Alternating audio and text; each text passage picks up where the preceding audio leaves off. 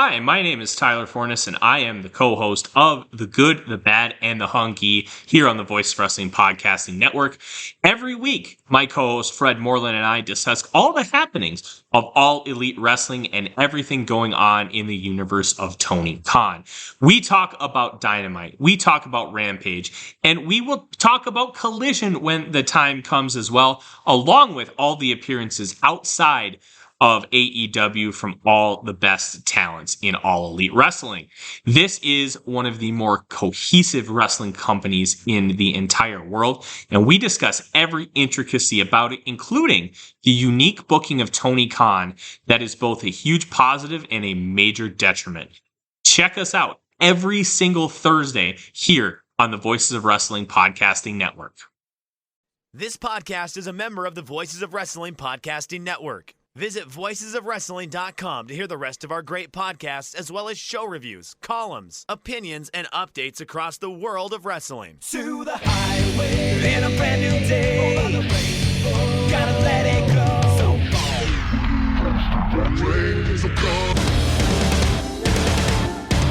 fast to freedom. Stars tonight together. Here everyone is singing.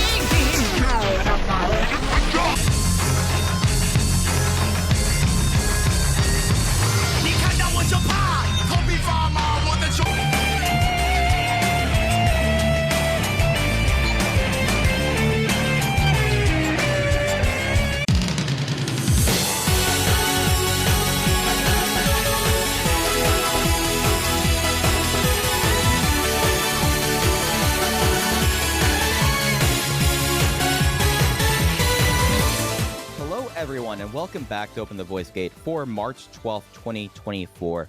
We are members of the Voices of Wrestling Podcast Network. You can find us on the Voices of Wrestling Podcast Network feed or on the dedicated Open the Voice Gate feed on all podcast platforms and applications. You can follow us on Twitter X at Open Voice Gate. If you'd like to donate to the show, click the link in the show notes. It'll take you to our redcircle.com landing site. You click the red box that says sponsor this podcast, and you can set up a one-time or reoccurring donation. No obligation whatsoever, but we would like to thank all of our previous donors. I am one of your hosts, is your old pal, Mike Spears, joined alongside as always, Case Lowe. In case it feels like tournament time right now, and I've started to really like this feeling of having this early year tag team tournament. But Case, how are you doing right now? I'm well. I'm watching a Muscle Outlaws match in the background as we speak, so I'm quite enjoying that. My life is going okay. March Madness right around the corner. Rey de Parejas going on right now. You're right. It's tournament time. It's a good time to be alive, Mike. Yeah, it's something where I feel like this year, and I it's just like more and more like each and like every passing year, and I feel like it's something that with like last weekend and everything being like 4th anniversary of COVID and everything like this, and I kind of like look around and I'm sitting at a Billy Joel concert. I'm looking at clips from 16 Karat Gold this week, and I'm like, oh, this was something that 3 years ago completely apart from, but now we're kind of like in this really kind of fun period, I feel like, this year for Dragongate. We've been weekly for 4 years now, which is fun to think about. If not more than like weekly, if we had in all the rewatch shows. For most of the pandemic, we were doing twice a week, and which like that is something that I cannot like going back into time 4 years ago and be like, all right, so this is what you're going to be doing. Like, it's just like there was nothing better to do in a lot of ways. Man, I love my current life. A lot of things are going very well for me, but my schedule in 2020, whereas like, Dragon Gate's running Sambo Hall on a Thursday, I'll stay up and watch that live. Oh, live coverage of every pay-per-view, I'd love to. Oh, we're going to do extended notes on the state of like Ring of Honor in 2011 for this Dragon Gate USA podcast. I would love to spend my time doing nothing more. I miss it. I miss it a lot. I was just thinking about how, is it Gurrican Mask that's retiring, or is it Billy Kid that's retiring, or is it both of them? Wait, this is news to me right now. One of them is retiring. This tells you like the difference between 2020 and 2024. Like, if this was 2020, I would have been the person at 6 a.m. going, "Okay, do you see the big news about the big guy? And you would take like a moment, you'd be like, what? God, something bad happened. I was like, no, Gherkin Mask is retiring. God, now I can't remember. I maybe it's Billy Kincaid. I think Billy Kincaid is retiring this year. And I started thinking, I was like, man, I would love to be able to write an article on his career and just highlight, the hits, because I can't go super in deep like I could on Yoshino or Mochizuki. And then I started to think, wait a minute, I don't have the time for that. I'm working on an article for voicesofwrestling.com right now that pertains to Dragongate 25. It's just way different than anything I've ever done. It's not a career retrospective, so it's taking me a lot longer to write, but I just can't find the time to sit down and knock it out. And so I of course can't then dedicate time to Billy Kincaid.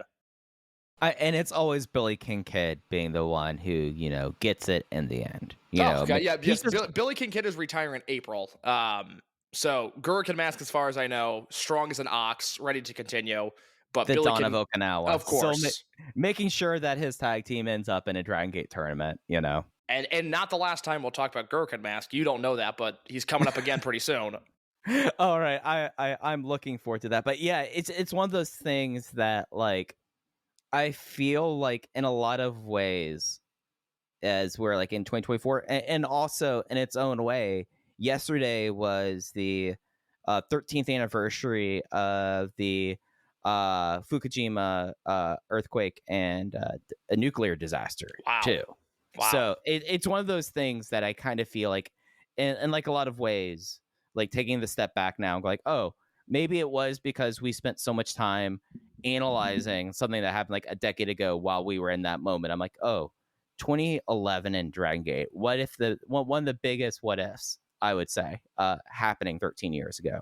Oh my God, absolutely. I mean, it's at the very least, it changed the business structure because they kind of abandoned the sumo hall shows after that, and that might have been a staple going forward in the real hot years in 2014, 2015, 2016, and I would have liked to have known what those shows would have looked like.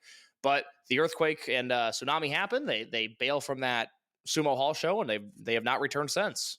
Yeah, but it's one of those things that like now, as I'm like looking through Billy Kincaid's Twitter feed, getting ready for his retirement, and also just like the anniversaries of everything kind of ring out as we kind of look forward. And right now, we this week's episode, we're doing a little bit more of a tournament update episode on the Voice Gate. We have had the first week of Rey de Parejas, 3 shows, of course, the Korakuen Kickoff, the shows in Himeji and Nagoya last weekend, and a lot of just overall bigger things happening around this tournament and Dragon Gate.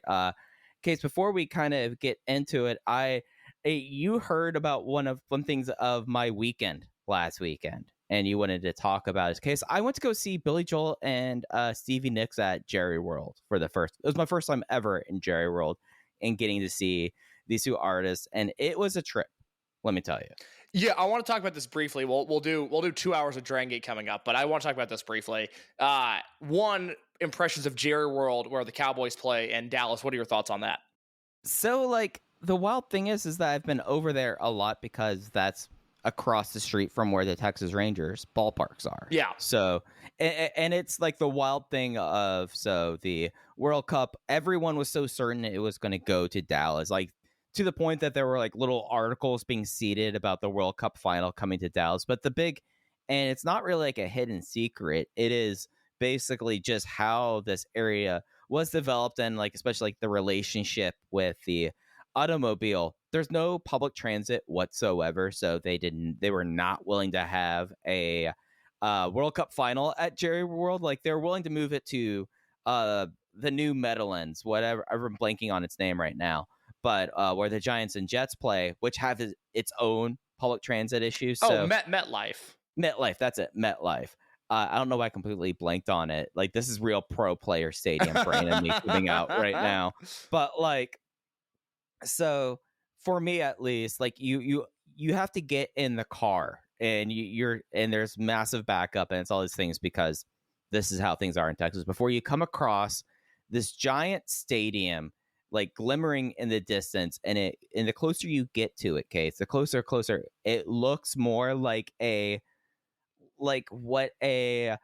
like a Ginky Horiguchi like styled like techno boil, and it comes out of the mist. You pay $55 for parking. You go walk a mile into the stadium, and the wild thing about this is it's this biggest stadium in the NFL. It's like Jerry Jones's like big like just cathedral to excess. And 3 days later, because I was like shoved into stadium seats, and I'm not a big guy, I am still like feeling achy, going like, man, I was stuck there because it was back to back, like very little changeover sets. Like both Stevie and Billy Joel played 90 minutes in a row. Okay. Like, and the wild thing about this was that this is a new stadium, and I felt like less cramped at Now Arena than I did about Jerry World. So overall, my impressions of the stadium itself were poor, but I also am not a Cowboys fan. Haven't had a lot of reasons to go out there for it. And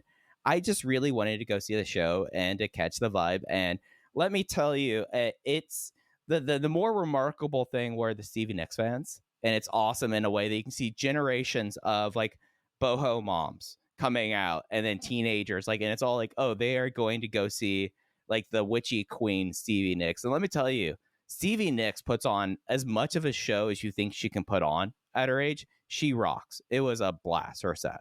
Okay, so this is my follow-up question, because I don't care about Billy Joel, don't know any Billy Joel songs, just a man I'm just completely uninterested in. But I saw Stevie Nicks probably 7 years. I was a senior in high school, so it was a while ago. My first girlfriend really into Stevie Nicks, not into anything witchy, but really into Stevie Nicks. I have a question for you about her set that if if the answer is no, it's not going to make any sense, and I'll have to explain myself. If the answer is yes, then we will have bonded on a level that we previously have not.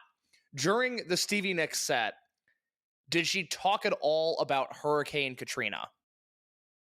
You know, I was anticipating like a like conversation that was gonna be a while, but I think it is because her final song and then her encore were all based around Tom Petty and Chrissy McVie. Okay. So she was like talking about them and like talking like, oh, I like singing Free Falling because it makes me think about this, and Rihanna and because of Christy, and then closing out with Landslide. So we did not get that, because I feel like that also that, because I've heard like that's really kind of the thing that's changed with her shows since Christy McVie passed, has been that. And also, this was a COVID makeup date because Stevie got COVID like 2 days before the show. So the one comment I was going to say about Billy Joel was there was no fucking around from Billy Joel, a guy who's known to fuck around on stage. He came out, he did 21 songs, he was off the stage in an hour 45. Respect. I love that. I asked that because when I saw Stevie, and this is in Central Indiana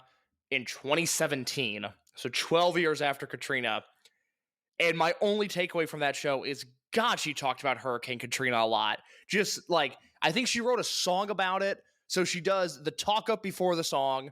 She does a talk about it after the song. And then I feel like a few songs later, she was like, just Katrina was so sad. And it was awful. But a lot of Hurricane Katrina coverage at the Stevie Nicks show, which is my only really dominant memory of that night. Yeah, she was really fixated on showing off all of her scarves and shawls that she brought on stage. Yeah, that makes sense. It like to an extent that like the song breaks and like Killing Time was not for like the guitars like changing tuning or like switching stuff out or things like this. It was so that she can go find a new she would go dash off stage and go find a new shawl that she was very proud of. And that because her one move at this point is kind of spinning around slowly with her scarves and shawls and just like sparkly cloths, basically. Mm-hmm. Like that is her go-to, whereas Billy Joel's go-to was he had a Dallas Cowboys baseball cap that I swear Jerry Jones probably said, listen, bub, we had to cancel last year, so you're putting on the goddamn baseball hat. Oh, like, 100%. Because within like 5 songs, he took it off, put it on the piano, and was just fucking with it throughout the rest of his set. It was really phenomenal. Got to see almost like a Dallas crowd fight, which is really, really funny considering the audience that you would expect to be at a Billy Joel and Stevie Nicks show in 2024. No, I mean I'm sure they're old and trashy. That doesn't shock me. Final question on the Billy Joel show. Did he wear the Cowboys hat with the D on it or the Dallas Star? Dallas Star. I'm the only person on earth that really likes the way that The block D? Yeah, I like the block D. I'm not a Cowboys fan. I never wear a Cowboys hat.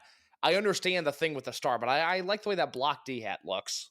Yeah, it's something where I feel like that they probably at one time could have made that D into their secondary mark if they really wanted to. The fan base doesn't want it. This was something I No. learned when I worked in sports merchandising. Was they're like, hey, yep, it's available, but no one's gonna want it. You have it there to fill space on shelves, basically.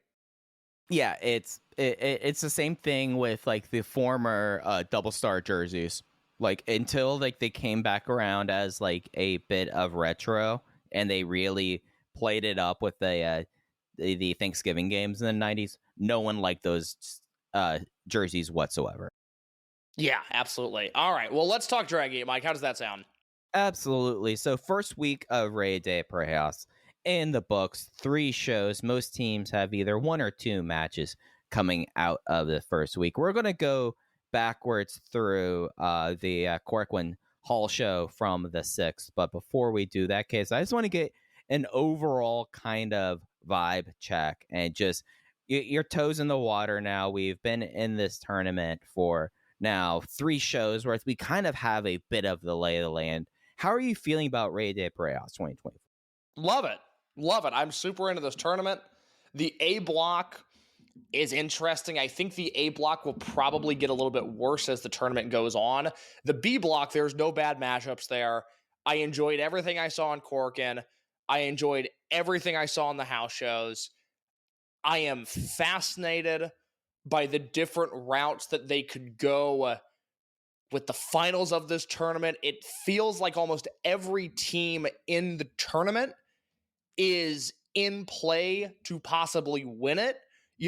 Other than D-Courage, Kakuta, and Daya, other than Team Muscle, other than the Tamanaga team, and maybe Jason and Jacky, just because they just recently had a Twin Gate match, I don't know. It feels like anybody's a possibility. Maybe not Kondo and Awashi, but it's loaded. It's exciting. They could go so many different routes.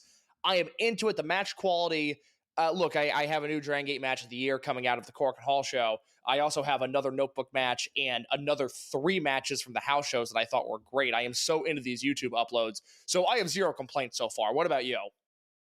I have really liked how, at least in the first week, we have started to see, in a way, a couple of threads kind of come into play. And it is something in the fashion of it's been able to make teams that as we were running down everything last week, Case, and it makes like the Natural Vibes teams a lot more interesting in this tournament when the whole entire first week of shows is really about how Natural Vibes is kind of tearing itself apart at the seams, while there's still a world where we could have a Natural Vibes versus Natural Vibes Rey de Parejas finals. I love stuff like that. And like the idea of Kota Minoura's losing woes against Yamato now have extended himself into this tournament when, Case, we were talking like there's no reason why they would win this tournament and face off against Kaito Kiyomiya and Alejandro. There's no justification. They face them to decide this championship. So we have to have them in this tournament. How do we keep them interesting? Well, they found really compelling ways over this first week to have a lot of plate spinning and fashions that, yeah, I feel like that I only have 2 notebook matches of this first week. We will talk in a second about, I feel like, both of our leading match of the tournament at this point. But when you have a tournament like this, where we've talked about it, that really what we're doing is we're trying to find someone or find a team that can keep Kaito Kiyomiya and Alejandro busy until Yuki Yoshioka's eye and retina is reattached and he's able to be cleared. How are you going to keep a tournament like that interesting? I think they found a way, at least as of the first week, and it's been a major success for me, like to the point where I'm really looking forward to some of these shows they have coming up this weekend and some of like the smart routing that this company has done. Because, Case, do you know who has a hometown show this week? I do not. Jacky Funky Kamei. Oh, look at that. Yeah, they're going to the Totori this week. So How like about that? everything is kind of working in like this nice vein of just synergy right now in the company and the tournament. And it's just been an absolute blast for me so far. Is that the March 18th show? I believe so. Yes, it is. KZ and UT versus Jason and Jacky in the main event. I mean, you can't you can't book a better match in that building. I mean, they've really found out like throughout this week and at least with this tournament, finding out the ways to really kind of get to that. Like they have like this weekend here where it's not necessarily like the most interesting weekend of shows upcoming, but you have that and instantly it's something that's like, all right, let's get ourselves into that. And I feel like that is part of this really strong first week that we have to get into the main event of the Korakuen Hall show. Well, real quick, at the risk of getting too far ahead of myself, I think it's worth noting the brilliance of the first week of this tournament is last week, we were pretty lockstep on, okay, I think Dragon Kid and Doi are going to be players. I don't think Valletta and Kai are going to win, but I think they're going to be players. I was much more bullish on the overall ranking of Strong Machine J and Shimizu than you were, but I think you would agree now that, hey, just by way of booking, by way of this ongoing angle, there's a real chance that they end up in the finals. And the big takeaway from the B block is, like you would expect, Big Hug off to a great start. Jason and Jacky crushing it. Yamato and Susumu, a fascinating tag team. But in a week, they've shifted the expectations to where, I thought KZ and UT would be a real jobber team. I mean, I thought they would finish with 2 points, maybe 4 points, but UT was going to be eating a lot of finishers. And I think we come away from this week, given the angle in Nagoya and UT's tweets and just the overall state of the company, I think KZ and UT have to be like a dark horse candidate to make the finals now. Yeah, and it's something where you have just really this kind of compelling story coming out of their block that they've, in a lot of ways, figured out, like, we have to do something about Big Hug right now. And just like we're going to take macro picture here before we get into the matches. I feel like at least this, because I feel like this is kind of interesting. Yeah. Big Hug exit the first week. They have 3 matches. They only have 2 matches left in block play right now, but they're 1-1-1 with a loss against Kung Fu Masters and Jacky Funky Kamei. So they can still finish 3-1-1, but your tiebreakers in such a position where Big Hug, you can get them into the semifinals, like scraping their way in there without them really taking a heavy loss or going on a losing streak that could have really hurt the unit. Instead, they kind of found a deft way, I feel like, that although I still see that Big Hug is not going to go on a losing streak against Dai and Kakuta and then KZ and UT. Maybe they drop that KZ UT match. But I think that's absolutely in play. I think that becomes one of the more intriguing matches in the tournament now. But they've now pretty much found out a way now that we don't have to consider and we don't need to worry about the situation with the singles titles because they've found they've worked that out already in the first week. And instead now we kind of get to see like what is the momentum if a Big Hug suddenly, like, Natural Vibes puts all three teams in the semifinals. What does that say about Big Hug when they're not able to get out of their block? Yeah, absolutely. So when we record next week, the plan is just to do a rewind and rewatch, and we'll do I won't reveal the topic, but we're doing early Dragongate. It's stuff that's not on the network, but I will make it available on YouTube, so everybody will be able to watch it. But we'll have to do a check-in on Rey de Parejas early because the tournament matches this week that really matter. You'll see on March 16th, it's No Hug versus Strong Machine J and Shimizu, and Yamato and Susumu versus Jason and Jacky. And then the next night is Shimizu and Strong Machine J versus Tamanaga and Shiri Joe, and they'll win that, God willing. And then KZ and UT versus Yamato and Susumu, which, again, fascinating matchup given the recent developments with KZ and UT. And then you have on the 18th, the aforementioned Vibes Explodes match, KZ and UT versus Jason and Jacky. So we'll have a much better understanding, especially of the B block and how things could shape out next week, because the matches that are taking place within the next 7 days are really going to matter. You know, there's not a ton of teams in this tournament. A lot of them have already had half of their matches. Okay, now we're getting into the nitty gritty. Now we're getting into stuff where it's really going to be interesting to see how risky they are with the booking. I thought they were a little cowardly with some of the booking on the Nagoya show. I hope we get clean finishes in the rest of these matches. But I'm elated, and I guess we should say, just in case it wasn't obvious. So the big development from this week is the continued fraying of natural vibes, and now, thanks to a tweet from UT, the idea is certainly out there that the finals could end up being KZ and UT versus Strong Machine J and Big Boss Shimizu. And I think it's one of those where if one team is in the finals, the other team is going to be in the finals. But if one doesn't make it, neither of them are going to make it. You know, does that make sense? Yeah, it's something where they've got this plate spinning and they now have whatever storyline coming out of this tournament will be. They've already positioned it. Like, they did the work for Natural Vibes. Like, if we wanted to go unit by unit, what did we want to see? Well, they've already accomplished what they needed to do in Natural Vibes, especially with the post-match and Nagoya, of all places. Like, they've now have Natural Vibes in a lot of different ways, all 6 members kind of at odds, at a way where, hey, not that we're expecting like something to go insane now, but like to a point where like Shimizu before this week did not really have a reason to be so mad in the way that Strong Machine J is. Now he has the thing that his tag team partner is completely on the outs with everyone else, along the same way of, okay, Jacky hit Jason in the Korakuen main event. And then the only team that seems to have coherence is UT and KZ, but it's not necessarily like they're in a great place. They don't really have to do anything else with any of these teams in this tournament, because as soon as we're in April and we pick up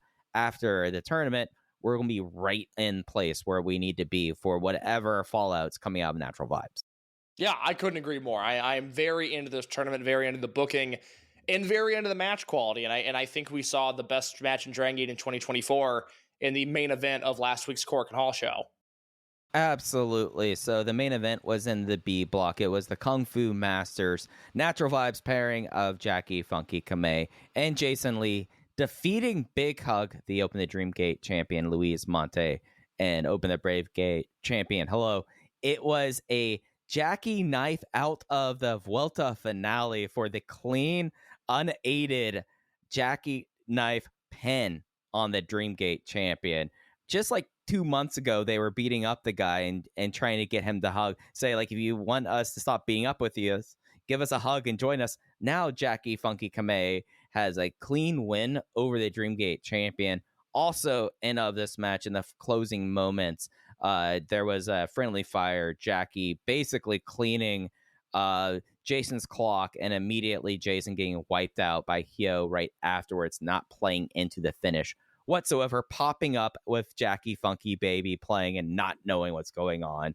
As Kay said, incredible match, big match. Jack has done it yet again, and it's something where, Kay's, we're at this point now with Jacky Funky Kamei, especially with how he's had a career now against Monte at this point, and every single place they've gone to, these two guys have shown perhaps the best modern chemistry in Dragongate today, putting forth some of the best matches in recent memory in this promotion.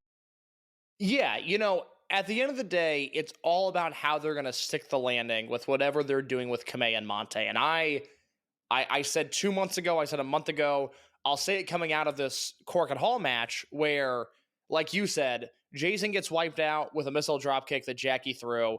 After the match, Kamei and Monte shake hands.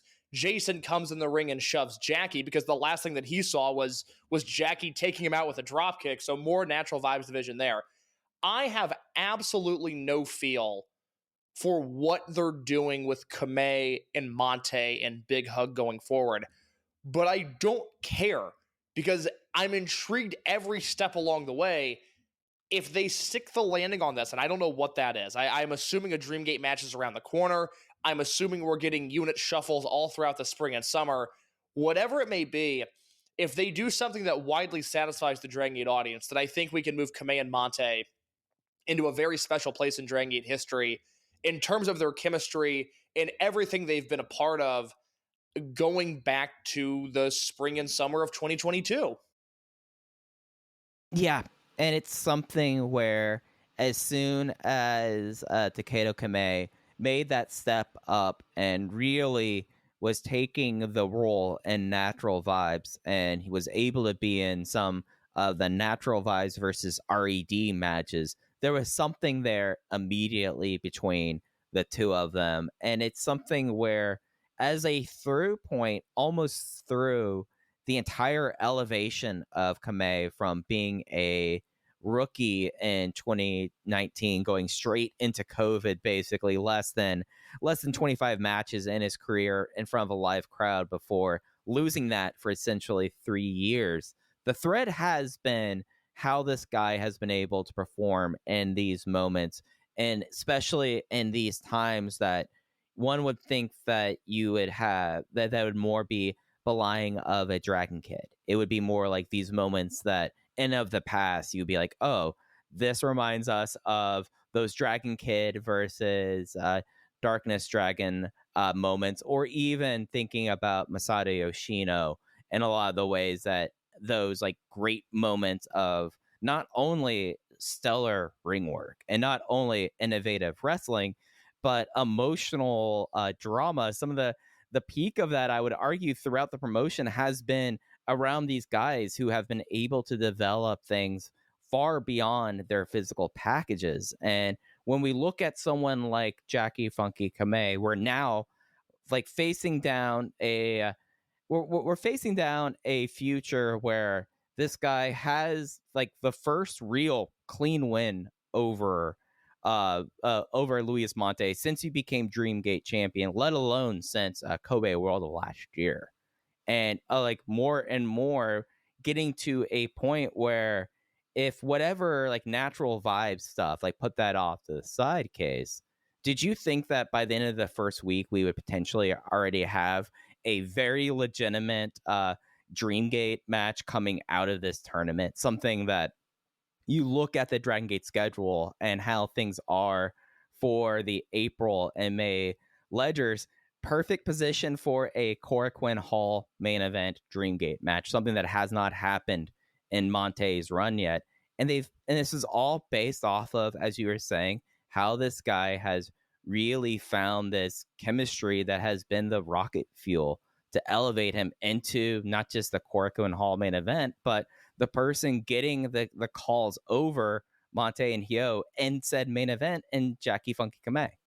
No, I mean, I didn't expect a Dreamgate match to possibly come out of this tournament so soon, because the point I made last week, and I stand by this to some degree, of like, look, if I was booking this, Kamei would have received the ugliest, most violent Volta finale in the middle of the ring, and I would have had Monte stand tall as champion.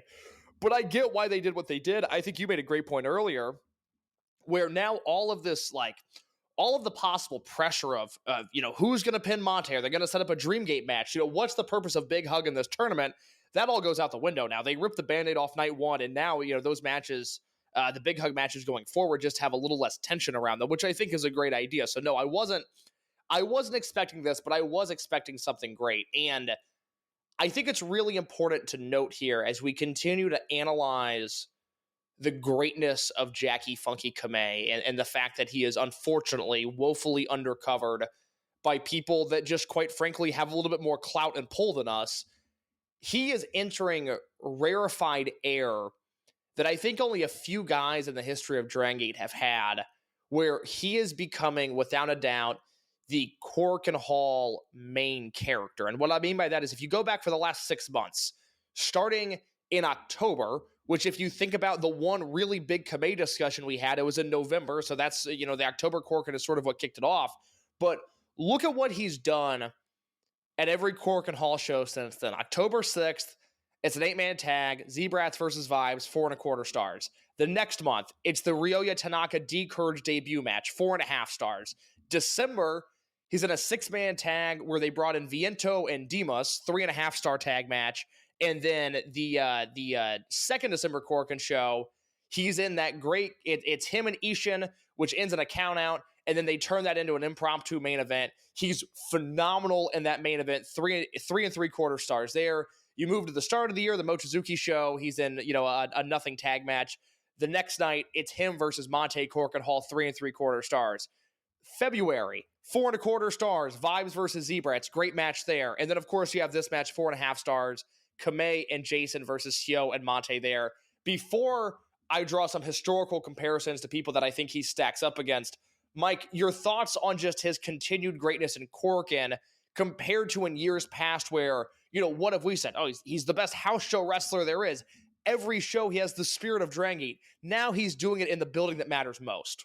Yeah, and it is something where this is the progression that we have wanted to see out of Jacky Funky Kamei case, because I made a very big point of when this guy went from being a rookie into Natural Vibes, pointing out the people in the unit and pointing out the abilities and the skills that your KZs, that your Genki Horiguchis, that your then Susumi Yokosukas had to offer, and how being under the learning tree under these guys certainly let us know what kind of future and what kind of expectations they had for Jacky Funky Kamei. But the proof's in the pudding. We've seen him go from the star being this understudy for Genki Horiguchi, learning from the great master and understanding being able to understand crowd appeal, being able to understand how to find the moments for when is the time to get the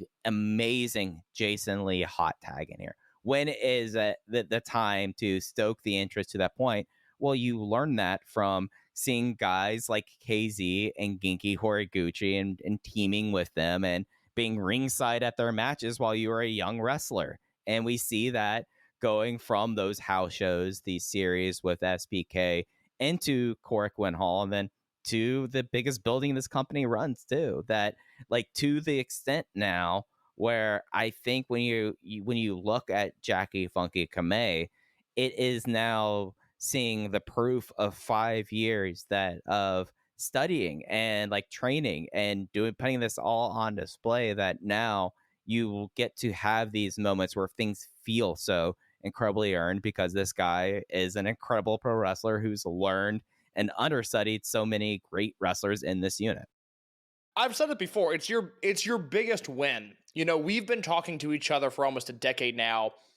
Your analysis rather is great. I think you're incredibly wise when it comes to all of wrestling. You scouted Kamei early, and he has already, less than 5 years into his pro career, he's ascended higher than I ever thought he would. And I liked him, but my goodness, I mean, just what a career he's had already. I should just become a wrestling scout for guys who are under 165 centimeters. That's a real lucrative market. Well, like I said, Kamei is entering, I think, something that we've seen over the years in Dragongate. It's happened few and far between, but when it happens, I think it's really notable.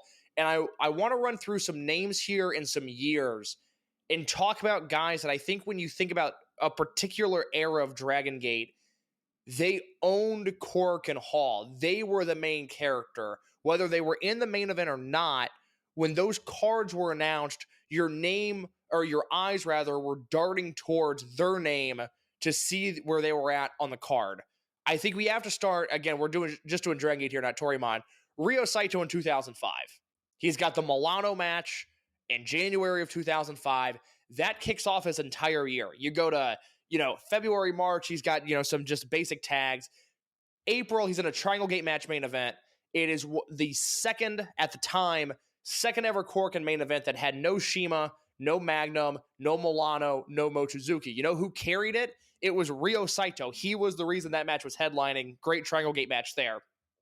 In June, it's a huge 12-man tag main event with Blood Generation versus Do Fixer and Paz Hearts. July, one of the most underrated Triangle Gate matches in history. Shima, Magnitude Kishiwada, Masato Yoshino versus Dragon Kid, Genki, and Ryo Saito. Again, the main event there. He does great stuff in the latter half of the year with and against Final M2K. And then they close 2005. This was when they were doing King of Gate. And he wins King of Gate. He goes through Mochi. He goes through Shingo. and then he goes through Susumu. So you start 2005 with him and Milano, which really sets him on the right track for the entire year. And then you end 2005 with a legendary match against Susumu, and what would ultimately parlay into him winning the Dreamgate belt. And if you just watch January through December, Korakuen Hall 2005, you would leave going, oh my God, Ryo Saito is one of the biggest stars in this company. And for that year, he was. Yeah, and it's something where, especially with where Saito was, you had like the undercurrent and like this time where I mean, they saw Saito at that time for like the last 6.5 years, and finally, like he became the groundswell for that time, and it really kind of tapped into a period. And I know that you're someone that you think so highly of that 2005 period, that it is something where like the promotion started to feel like it was about him and about that rise, and they really tapped into an underswell for that. Oh my God, yeah. I mean, 2005 I think is one of the best years in Dragon Gate history, and a lot of that is just the work that Ryo Saito did again on those Korakuen Hall shows. That whenever he and Shima were in the ring, it really felt like you were watching something special. And Saito's career after that, 2006 in particular, is a very hard year for him, and from there it's a lot of high highs and a lot of low lows. But 2005 is undoubtedly the best year of his career. And it doesn't happen if he bombs versus Milano, or if he's not over by the time the Triangle Gate match in April without any of the pillars come around. He's the one carrying the company at that point to some degree. So it's really a marvelous time. On a much different note, we go to 2011, and it's really just the back half of the year that you have to focus on here, because the person I'm about to mention wasn't in Japan for the first half of 2011. But when I think about 2011, I think about Korakuen Hall, and I think about Elevation. I think about Akira Tozawa and the work that he did in that building. I think his return in June is rather infamous. It's fantastic. He has a singles match with Yamato the next month.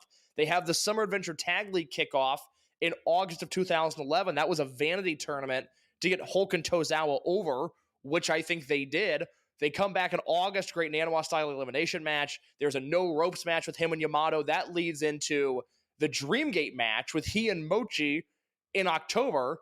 And then you close the year not only with an iconic loser leaves unit match between Junction 3 and Blood Warriors, but also a Twin Gate match with Tozawa and Hulk versus Kagetora in Susumu, which we just saw them reenact that for Nostalgia Gate.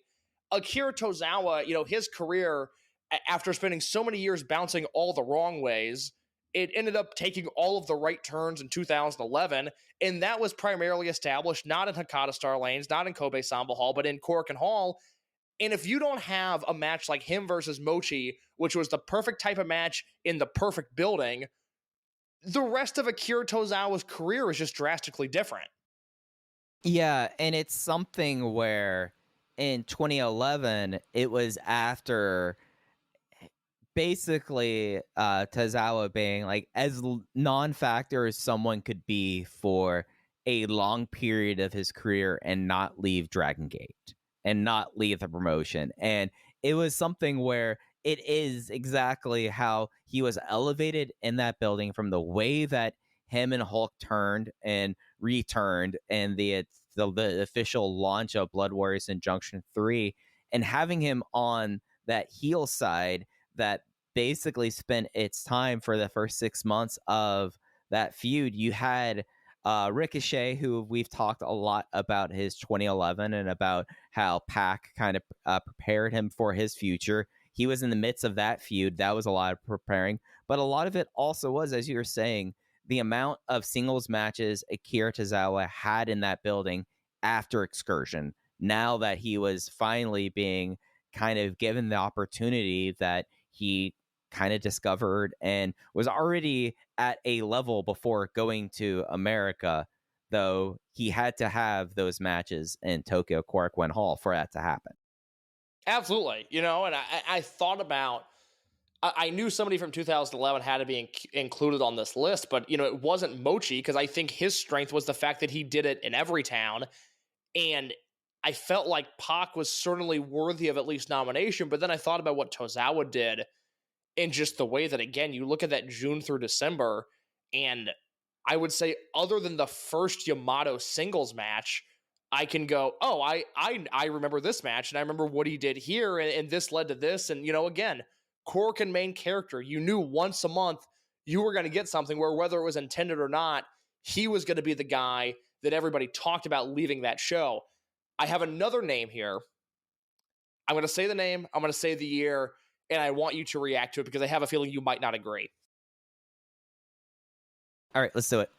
2014. I think the Korakuen Hall main character was undoubtedly T-Hawk. Okay. I want to see your logic there because there's a different member of Monster Express that I felt like was the main character that year.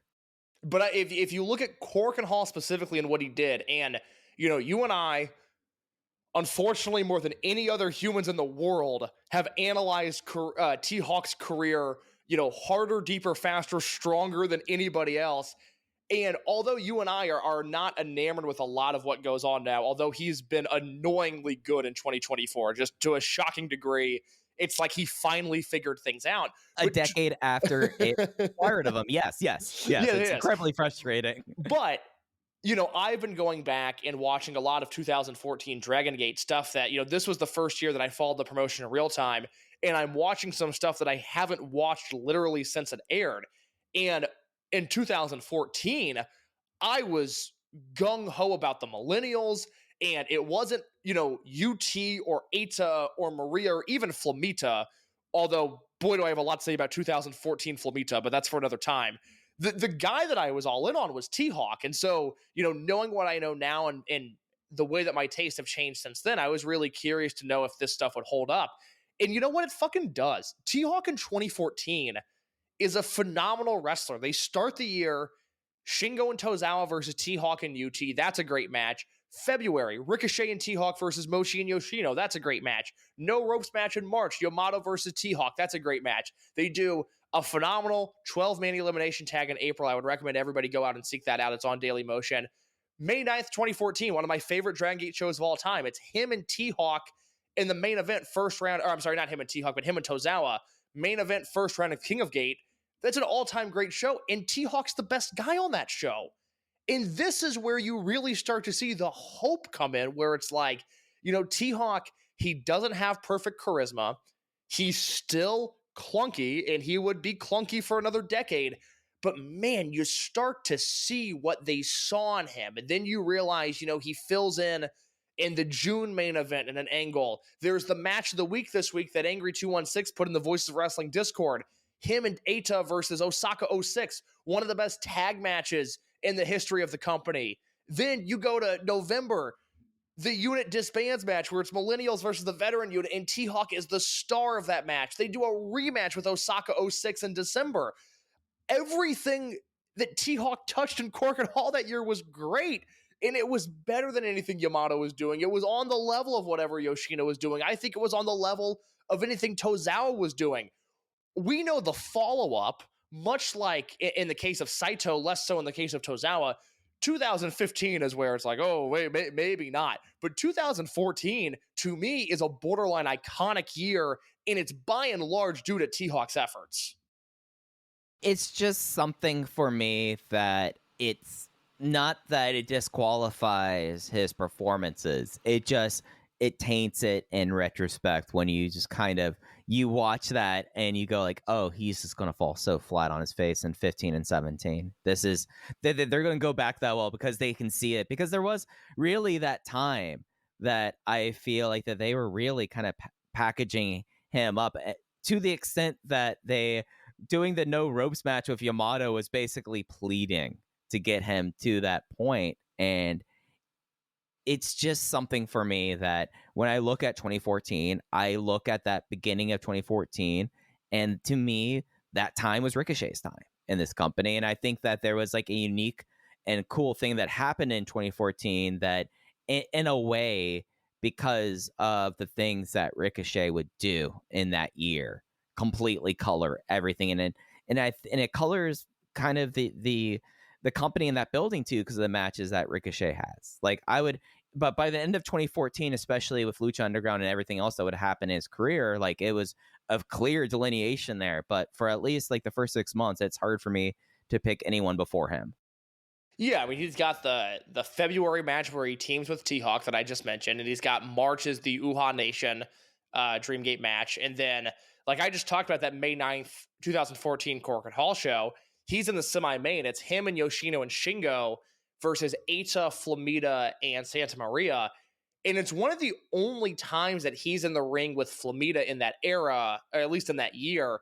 And the match is kind of built around one giant Spanish fly where they're both on adjacent turnbuckles and they run on the ropes to meet each other in the middle, and then they do a big Spanish fly, and it's awesome. I mean, look, I'm not going to say a bad thing about Ricochet's 2014, but I'm going back and watching these Korakuen Hall shows, and kind of time and again, everybody's great. Shima's great, Yoshino's great, Hulk's great, Yamato's great, but it's like, man, T-Hawk was kind of the special guy. He was the X factor because he was so new. And look, it falls off the rails immediately in 2015. But in 2014, I think it's a very special year.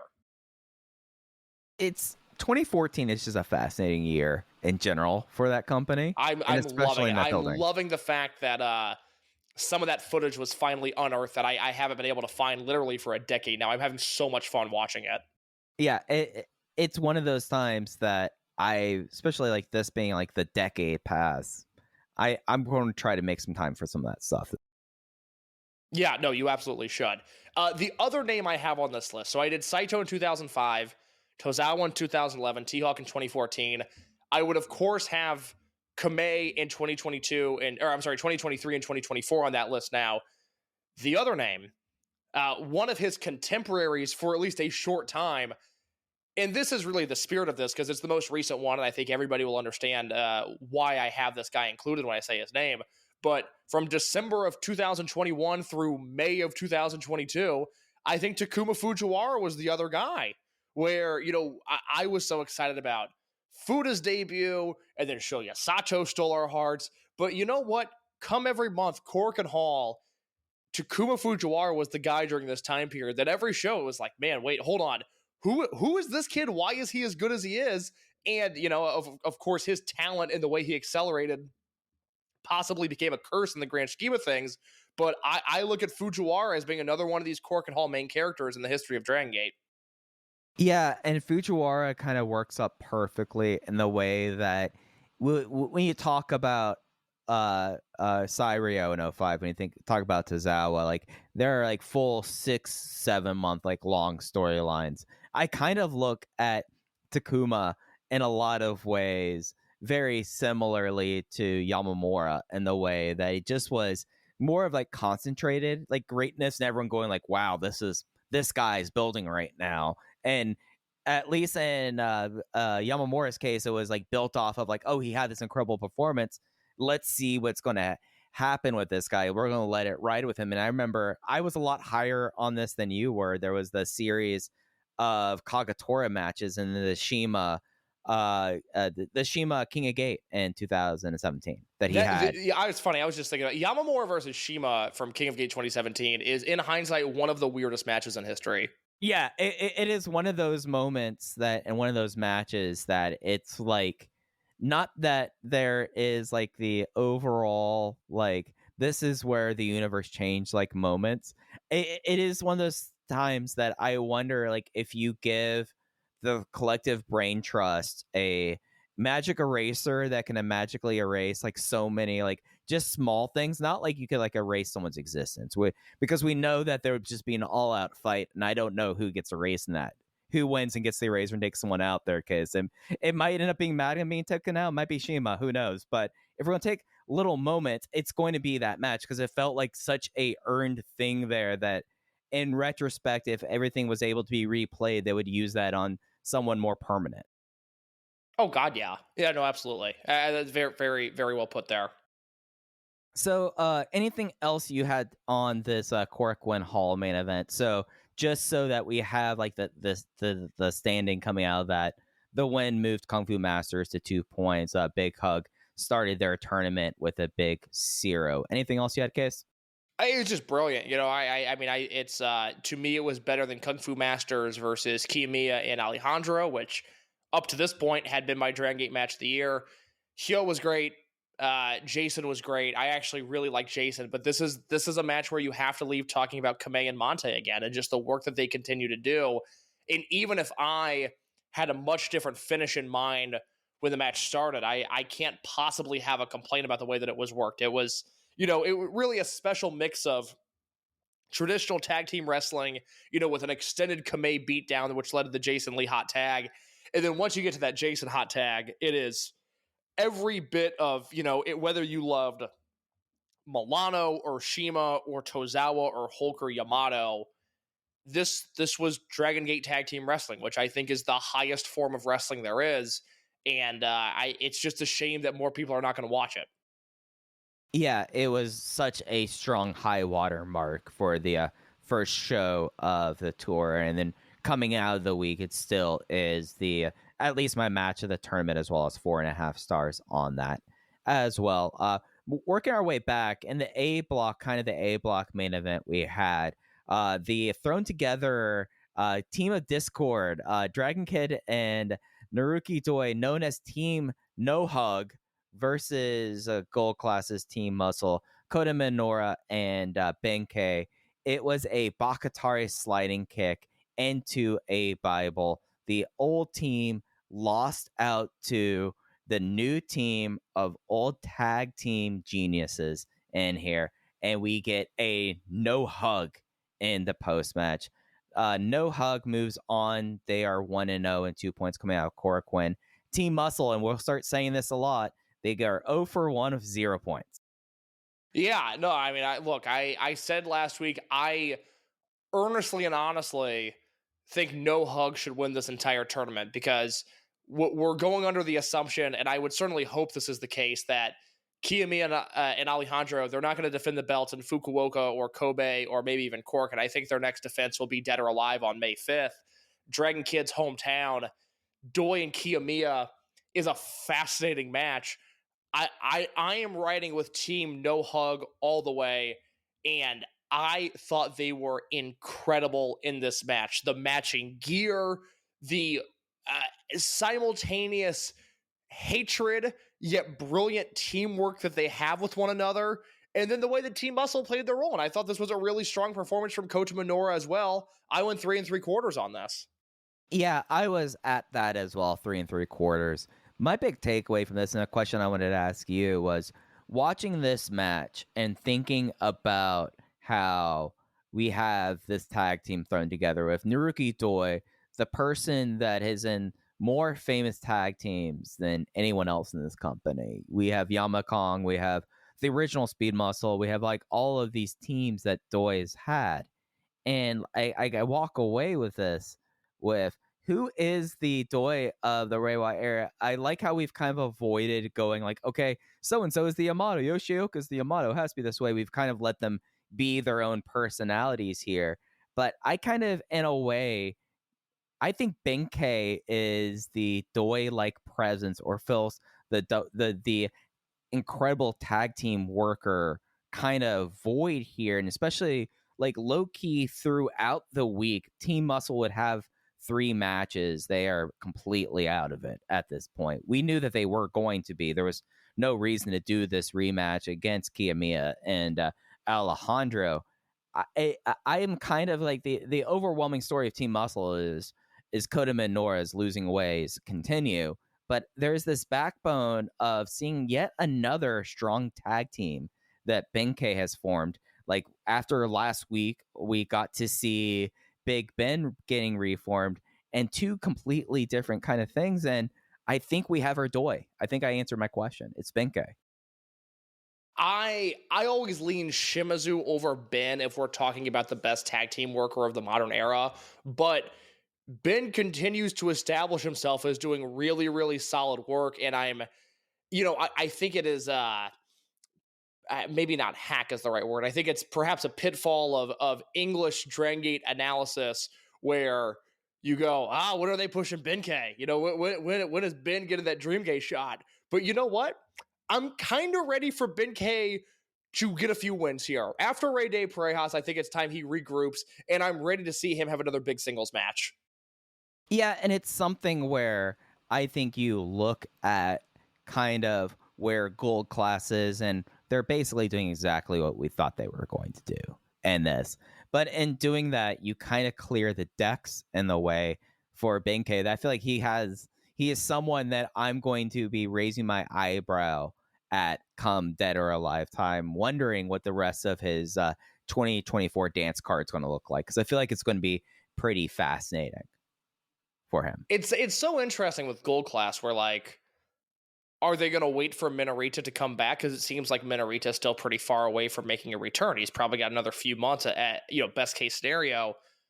Or is it something where, as we anticipate a large shuffle, does gold class also go by the wayside? Because in its current incarnation, which is not bad, it's been far worse, but I'm not sure if it's elevating Minoura or Ben, or if they're rather just keeping their heads above water. And Hulk is Hulk. He's going to be a guy just that exists going forward. I watched 2008 BB Hulk today, and it made me really sad because you forget how athletic he once was. But with Ben and Minoura, I wonder if this is something that it's just known and it's accepted to some degree, and it's going to keep them relevant as long as they're involved, or if they are both ready for something new.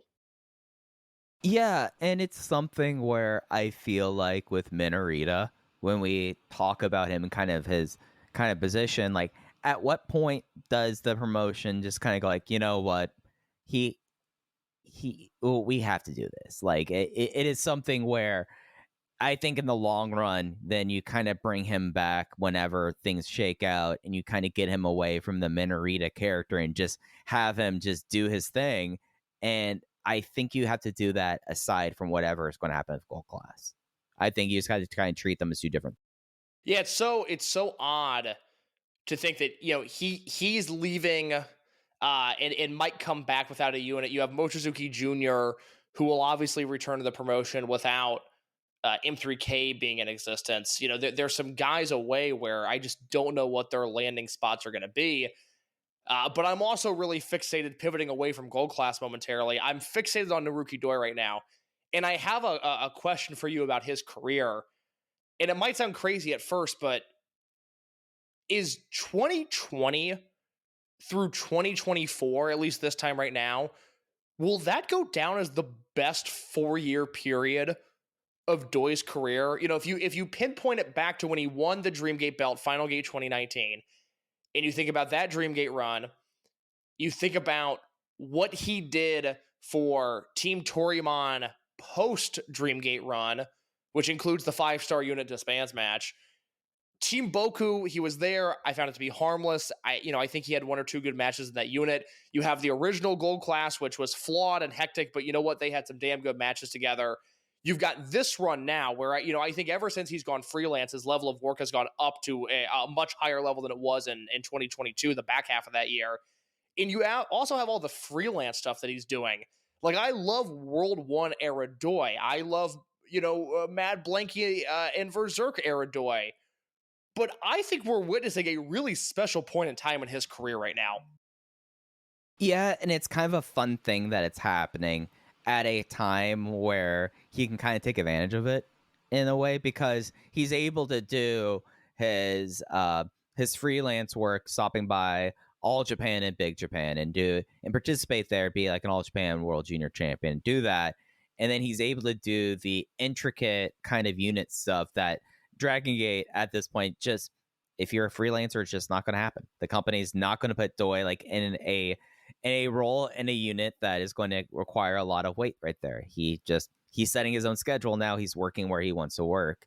And I think that kind of allows us to have this kind of beautiful breadth of what he's been able to do since 2020. And it's just something where I think in a lot of ways, how you say that his freelance, him becoming a freelancer in a lot of ways has been the best thing for him. I think it allows him to kind of do a lot of things that, like, if you're just doing just Dragongate dates, I mean, all he would be doing would be this tag team right now. And that's all he would do. And he probably would still be the backup for Kota Minoura in Gold Class. And what would Gold Class look like if Doi stuck around and they didn't move on? You know, like it's worked out great for everyone. Well, what sucks is that you got to remember, at last year's World, he and Minoura and Minorita won the Triangle Gate belts, and it seems like they were going to try to rehash that, and then Minorita got hurt, and we never really got any sort of follow through. They just abandoned ship, which I understand because I think Minorita was sort of the glue of that team. But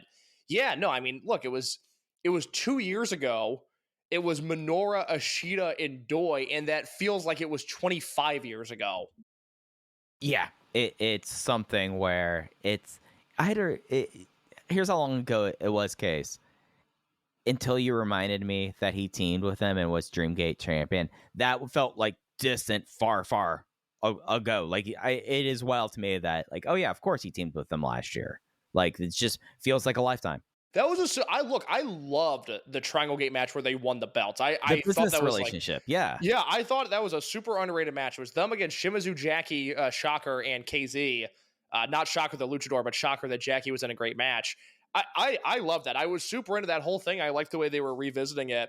And we asked Jay this, I guess it would have been a year ago when he was on, and we got to get Jay back on soon. But, I asked him what he thought about Doi being freelance, and he was like, look, the positive is, even in the case of Dragongate, but especially All Japan and DDT and Big Japan, if he's not good, then they're not going to bring him back. So Doi is working like extra hard on all these shows, and All Japan, in 2024 has been very hit or miss for me.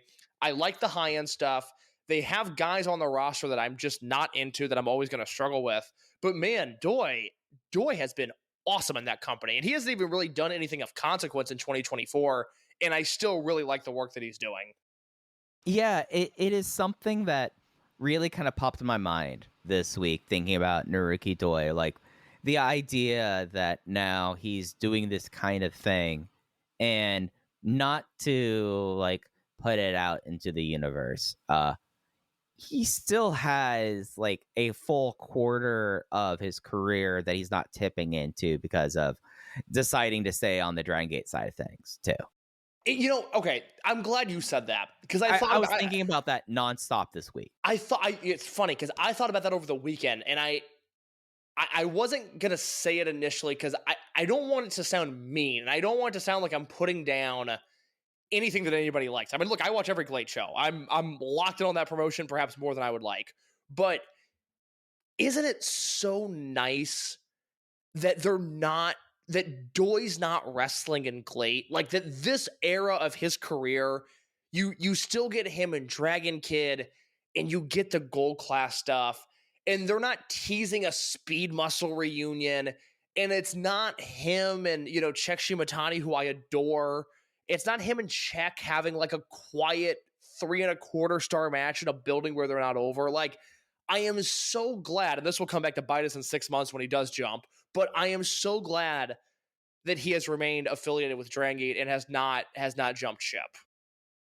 Well, I think there will probably be a day that, I mean, there's important parts of his career that, he essentially has gotten mothballed because of other people's decisions. Like, I think that's a fair way of putting it, just because of how things are, and with that I think it's an eventuality, and I hope that when this time happens that things are a little bit it's done with less of a step and burning the boats, I think I would say, Case, and more of like, okay, he's wrapping it up, he's got to go do this stuff with Yoshino and Shima before it's over. Like I hope that when that eventuality happens, that just cooler minds and everyone's just like, you know what, we're going to be adults here and just let it happen, and not like anyone stick their nose up or any sort of like negativity about it.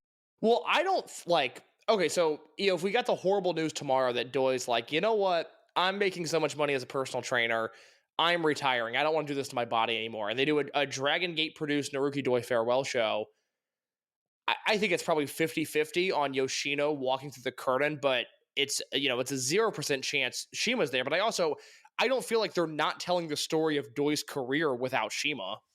I mean, his big move was blood generation, and I feel like those relationship and at least like that kind of pairing, yeah, it was not like the pairing when we think about Naruki Doi, but I think that once you think after Yoshino, who's number one, and then Yamato, I think Shima's right there.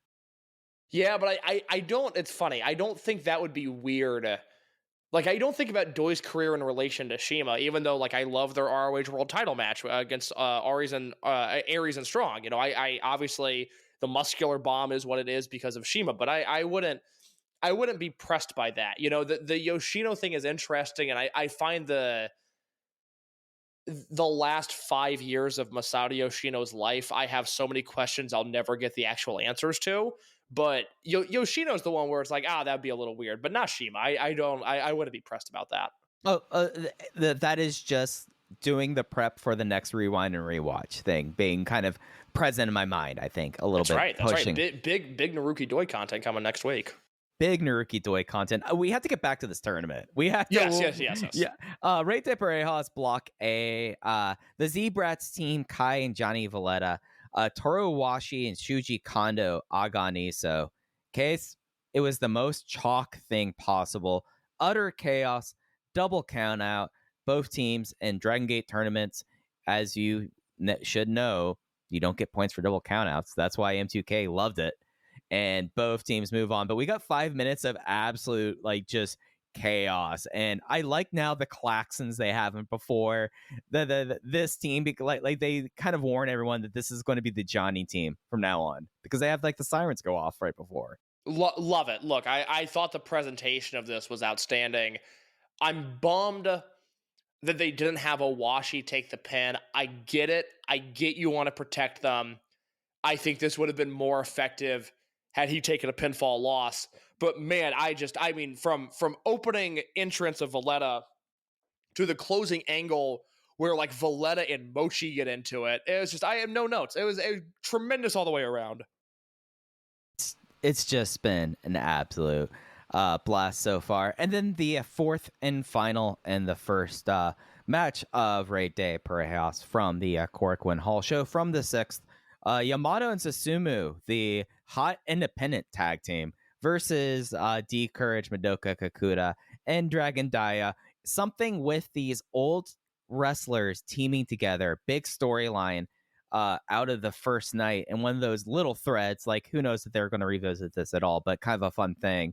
Both No Hug and Team Yokosuka Jumper had combo finishes. This time was a Jumbo no Kachi cutback prevention on a Frankensteiner of the Almighty. Susumu and Yamato with that win went to 2 points. D Courage at 0-1 had 0 points. I thought this one was really fun.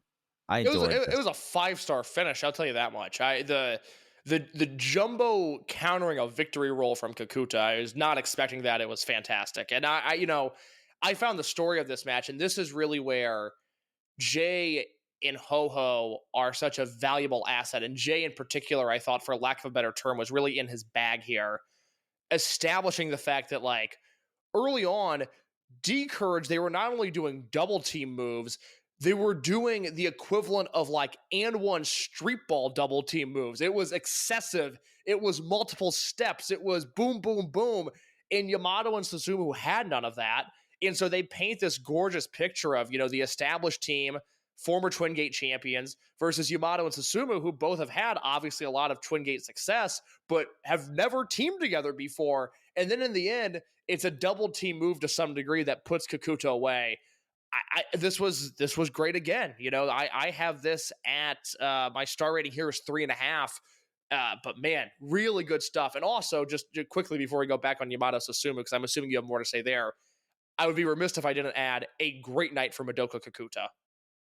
Yeah, it's something where I like this Dia and Kakuta team. I thought they were fun 2 years ago, where you had the little guy, big guy combo, and maybe for as much as we thought, okay, it was going to be Kakuta and Kamei as the big little team. I mean, they were classmates. We thought that was going to be.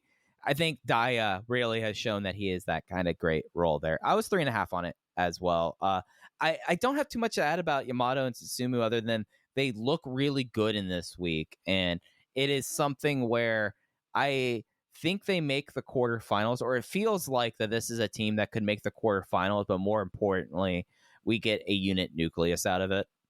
Yes, I'm with you there. Yeah, but it was fun. It was something really enjoyed. All 4 matches, at least on this Korakuen Hall show. Actually, really, the 10 matches that have made tape of the tournament so far, none of them, I would say, have been stinkers so far. Elsewhere, No, I wouldn't, and we'll talk about the house shows in just a second. I wouldn't skip a single match. If you're into this tournament, it's real simple. Watch every tournament match that's out there right now. yeah, and it's something where, so the remainder of this Korakuen Hall show, we have another tag team match that was kind of like a preview, but this was what should have been the team in the tournament. New generation rookie tag, Ryoya Tanaka, Daiki Yanagiuchi, versus the Z-Brats team that was not in block play. This night, Shun Skywalker and Ishin. Brutal looking Jinchu on Daiki to win this one in about 5 minutes. Daiki's approaching year 2 right now, okay? So it's something that kind of I had to write it down whenever I remember these kind of things, because I'm kind of interested in seeing where he's starting to land off, seeing how Tanaka just continues to on this upward trajectory, and Daiki out here just taking a lot of gross bumps. I'm so ready for them to do something with Daiki, and that kind of can parlay into the Rhea Fuda discussion that's happening next, where I'm ready to see these guys do something. You know, Daiki, we just had the 1-year anniversary of his career, and over the last 6 months, he went from like, okay, all right, you know, big tope, fun, you know, lot of parts there. We'll see what happens. So now he's becoming a fully formed wrestler, and it's not that the gimmick is holding him back, but I also think he's now capable of doing something more, and I'm ready. I'm more than ready for that something more. Yeah, it's something where there's always this kind of difficulty of when you have such like an obvious like thing to play with for a rookie or debutee that's like, well, Daiki Yanagiuchi, the thing that's going to be the number one thing on his bio, his scouting report forever, is going to be former Korakuen Hall staff member. He got the job because he loved wrestling that much. Like, if we're doing scouting reports case, that's like the top plus you have for him. If we had his scouting card, which maybe we should do Dragongate scouting cards, that would be fun. That would be fun. But the thing is that you don't want that always to be his number one plus. But we're now into year 2, and I want to kind of see what is going to happen. This should be like flavor text to him, ideally in a couple of years, but it still feels like that this is the top line thing for Daiki Yanagiuchi, is that he was a former Korakuen Hall's part-timer, and we need to get past that. You know what I would really like to see at the April Korakuen show is Fuda versus Daiki in a singles match, and to let that spiral into something greater. Yeah, so Fuda went up against Masaki Mochizuki. Jay pointed out he lost this match in less time than his debut against Masaki Mochizuki at a Gate of Origin. That's right. In 2021 here. This one, I mean, what your mind's eye is what Rhea Fuda and Masaki Mochizuki would have in a singles match case. That's exactly what we had, other than Masaki Mochizuki getting continually pissed at Fuda just slapping and kicking him. He's just like, no, I want you to fucking wrestle me at a certain point. Mochizuki won with the corner kick, the Akaku Gary, after a brutal like 4 or 5 minutes here. But you kind of like come out of this ready with, similarly to Daiki, as you were saying, and be like, all right, we should just have the loser keeps the future theme. The winner, we actually like give you a second character trait. Yeah, the thing with Fuda, right? So we talked last week. It's like, all right, he's gonna have the comeback match versus Mochi, but let's get him away from Mochi. The other thing that I think is really important with him is that we have to start to pivot away immediately from, hey, Rhea Fuda's back. He just has to be doing something, because honestly, Right. if he gets hurt again, now we're just back starting at 0. You have to force the issue. You have to get him into something. What I want to see, and I don't know if you'll agree with this or not, there doesn't have to be a long-term game plan here. It could be short and ultimately perhaps stupid in the long run. I would turn him heel. I would just turn him heel just to say that he did something.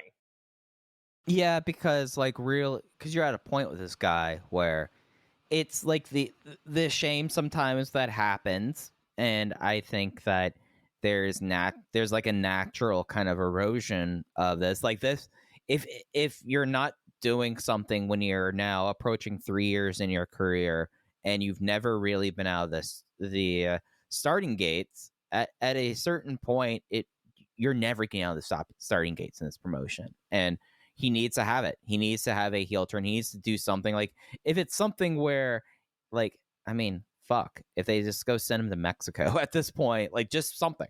Like, we just need to get it, because the first thing that come to mind with Ryofuda from now on should not be, oh, he's back from injury, because it ends up being like Oji Shiba. It ends up being, yeah, you're exactly right.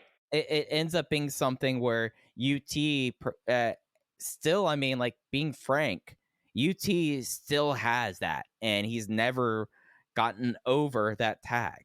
And with Fuda, he needs to be doing anything and everything. And the fact that there is a Buyuden coming up in a few weeks, he needs to be to just everything, just so that at a certain point we just get him out of the stage, because we see the pattern here, and unless things change, like, I think that we're both too smart enough people to realize what would happen and what the end result's going to be. And for his sake, I think he's super talented. I want to see him doing something better than what he's doing right now in Dragon Gate, and that's going to require him taking that step and probably something of his own initiative, I feel like.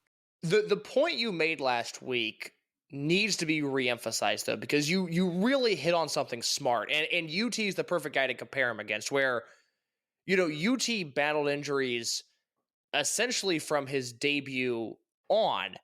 And in that time, he was linked with T-Hawk and Eita, and then Al Lindemann came right around the corner, and UT was still battling injuries and still not in a great position by the time that the class of 2016 came in. And so you had Shun and Ben and Yoshioka. Those guys immediately overtook him in the grand scheme of things. The benefit that Fuda has that UT did not, and it's the thing you said last week, is that, look, as long as Fuda keeps coming back, he's going to have people forever. He's going to have this emotional attachment forever. The benefit that he has, whereas, again, UT was getting passed up by rookies that would become main eventers and his own contemporaries that were getting much bigger matches than he was. Think about what's happened since Fuda debuted. Shoya Sato came and went. Riki Hashi came and went.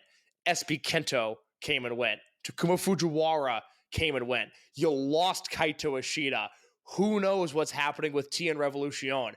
The difference here is that Ryo Fuda keeps coming back, and this fan base is full of wounded animals right now, and they appreciate the love, and they appreciate the effort.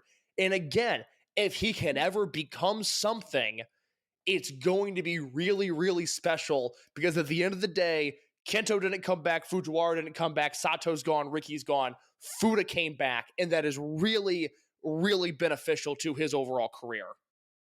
I feel like that then they just need to give him a stinger going into Dragon Gate Future of just, I'm back.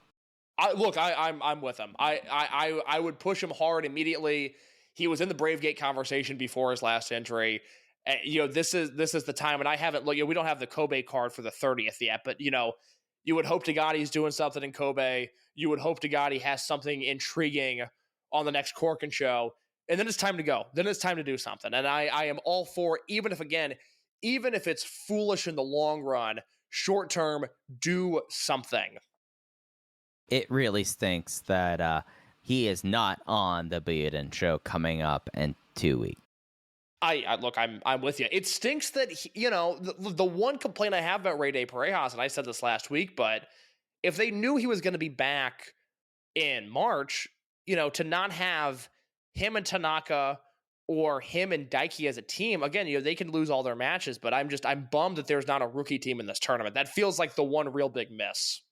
Yeah, especially over Shirijo and Tominaga. Like, as we said last week, that's a bummer with that. Let's get through Himeji and Nagoya, two fun YouTube uploads worth checking out. Himeji, for itself, wild venue, two trucks in the background here. You know what's silly? I like this venue, and I can't defend it. I would never argue with anybody over it. When I see the 2 trucks, I go, all right, we're in for a good show. I like this place. I mean, whenever I see the 2 trucks, it takes me back to that one random show that Lupin Matsutani showed up at. And he came in, like, it was clearly one of these situations that, hey, it works out for them that like the Dragongate will come to your town, and if it so happens, looks like that you're doing a show at the receiving bay of a Amazon center, then so for it. But when you have Lupin Matsutani come in through like one of the bay doors going open, and you're like, what is this random rookie guy who fell off doing here? Whenever I see those shows, that's what I think about. At least final Lupin Matsutani match, February 3rd, 2008. Also on this show, let me run down this card real quick. Dr. Muscle, Genki Horiguchi, Naruki Doi, and Yasushi Kanda defeat Anthony W. Mori, Pac, Ryo Saito, and Susumu Yokosuka. There are 3 different Jorge Rivera versus Akira Tozawa matches on this show, where Rivera goes over in all of them. Arikana Nawasa versus Lupin and MCKZ. That's the last match of Lupin's career. Hulk Kong Shingo versus Don Fuji Kines Masaki Mochizuki. Masato Yoshino versus Dragon Kid in a Brave Gate match, and a Dream Gate match between Shima and Gamma. That is a fucking show right there. Yeah, you know what's the sick thing? I know exactly, like, that was like the time period where like Skida was just over in Japan all the time. He had Turbo Yan. Yep. Turbo. Yeah, like I know exactly what you're talking about. Then he reappeared, and then Lupin Matsutani reappears like in the middle of COVID. Does one show in his hometown, but with KZ, as KZ is his classmate, as you probably would guess. Let's talk about the Himeji show. We had we had 3 block matches. Starting off, D Courage versus Natural Vibes KZ UT. This was their first match of the tournament. Kakuta and Daya walking in on 0. They walk out with 2 points. DDT on UT winning this one. Very tidy, I would say. This one was just a solid, just babyface match here. Liked the way how well timed it all kind of felt out there. And there was a hip attack that absolutely like pasted UT in this match. D Courage, with this, they go up to 2 points, and KZ and UT start their tournament with a loss. Yeah, 3 3/4 for me. Just missed Notebook, but another really strong effort from D Courage, and one of those nights where, you know, I think KZ is good every night, but there are some nights where he is on another level, and this was very clearly another level KZ. He was the star of this match. He was all over the place. He was taking crazy bumps. His offense looked great. 3 3/4, and again, it's on YouTube. It's well worth watching.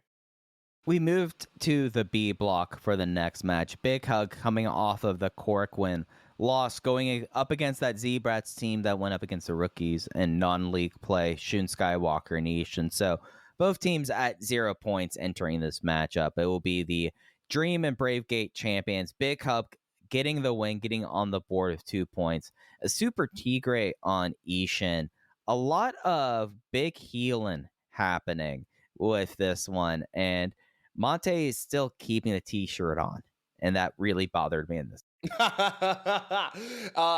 You're absolutely correct in the big Heelin anecdote there. You know, it was a Shun team versus Monte, and they worked that beautifully. Another match I went 3 3/4 on, just shy of the Notebook. You know, we're talking about a few different matches in this tournament, you know, between the first no hug match and D Courage versus Vibes, and this one where, you know, another 2 minutes, another 3 minutes, maybe a finish that was just a tad hotter.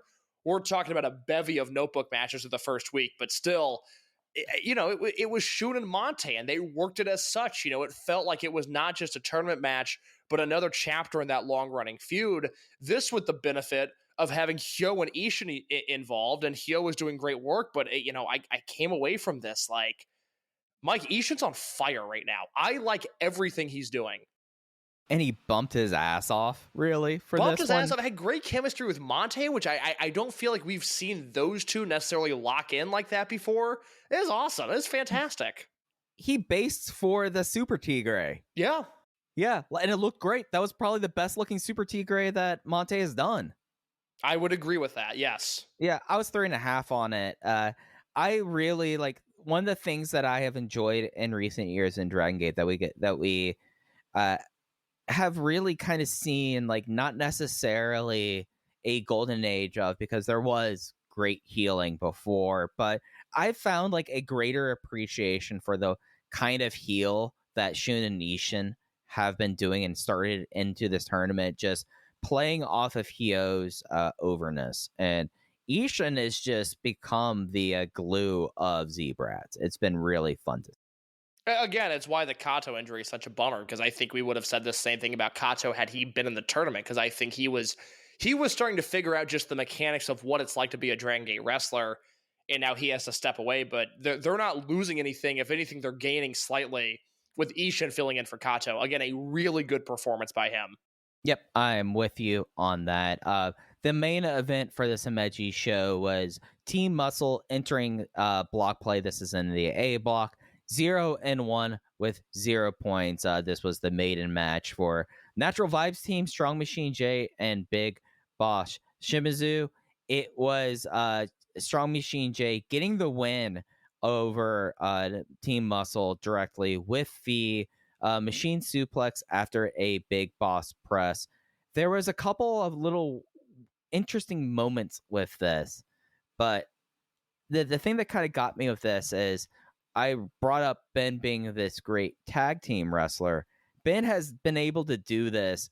If we looked at the two Rey de Parejas, he is going to exit this tournament probably in the modern incarnation of Rey de Parejas as the least decorated wrestler. He went 0 with teaming with Minorita last year, of course. It definitely feels like Team Muscle is going to be the 0 again. It might be something where we're going to go 3 years or 2 years without a Benkei win in block play in Rey de Parejas. The benefit there, first of all, great point. Hadn't even thought of that. Completely forgot he was an 0 last year. The benefit this year is they're in the same block as Tamanaga. And That is true. You would think they could pick up a win there. But yeah, no, I mean, another tough loss. I was not as into this as everybody else was. I went 3.5. I liked it a lot, but I know there were some people much higher on it than I was. I was on the precipice of Notebook, but the finish being weird. Like, very, like... So, in the closing stretch, you basically got Strong Machine J versus Kodaman Nora. And there's propensity in Strong Machine J matches. And it is like the one thing that, like, with modern Strong Machine J that kind of drives me nuts. He spins his guys around a lot and kind of feels at a certain point that all he's doing is getting his opponents dizzy in his closing stretches. Like, yes, yeah. The amount of, like, his positioning, when I say he's spinning them around a lot, because he is such, like, a distinctive setup for the machine suplex that he always spins the person around here. And that's what these finishing stretches kind of turn into for him, that it's not that I think that he is an uncreative guy. It just kind of turns into that. And you had this, like, taken to another level where there was this moment where he was trying to go for a power bomb that he lost him, but then turned him around into a clothesline. That it was a very messy closing stretch. I would agree with that. And that took me out of it. Again, 3.5 for me.